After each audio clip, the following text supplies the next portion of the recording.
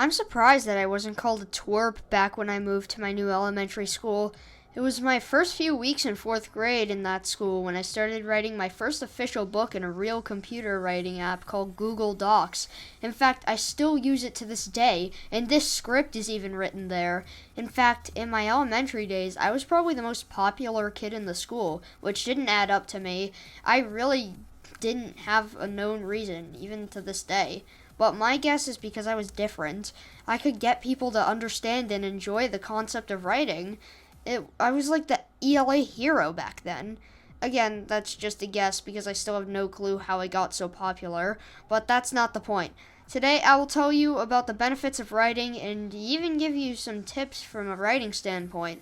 The hardest part is getting some ideas. I recommend your first book be a fiction book, meaning it isn't real, but sci-fi and realistic fiction can work too, meaning science/space related and not real but could happen respectively. There are 2 ways I can help you get an idea. Number 1 is the slightly more boring way. Read different style books, and if you already read a lot, then read from your favorite author. Mine happens to be Gordon Corman. Operation Do-Over is my favorite book of all time, by the way, but you can choose a different one.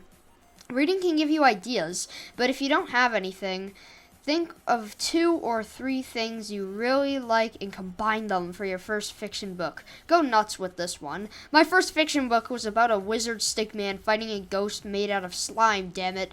Remember, it doesn't have to be good or even mentally acceptable. Just remember to keep your first book short until you're ready to extend it or make it into a series of small books. And don't think of publishing these or anything like that until you get serious about writing, like me, who's working on the greatest horror novel the world has ever seen. Not really, but I think it's really good, and I'll leak the name when it comes out. Don't expect that to be soon, though. Okay, we're getting off topic. Here are some writing tips that I've given to my friends. If you're not motivated to keep writing your main book, write something stupid for a week or so. Just let loose, and you should have the energy to go back to your main book. Also, whenever something cool is happening, make sure to stretch out the moment, but not too much. You want to include big words and juicy details, but if this moment keeps dragging on, your readers will get bored. If you're planning to have any, that is. Pro tip for writing plot twists coming up now. If you want to make your readers feel sadness, kill off a seemingly important character in the story.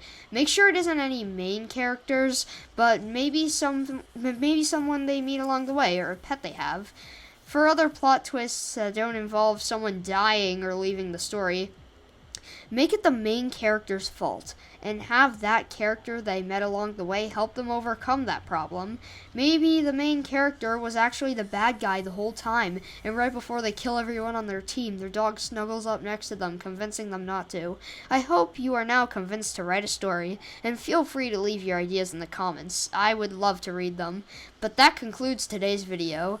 Now, if you excuse me, I just got an idea for what should happen to the 2 main characters in my horror story. Catch you next time. Secret Razor Z, out. Peace. Geometry Dash.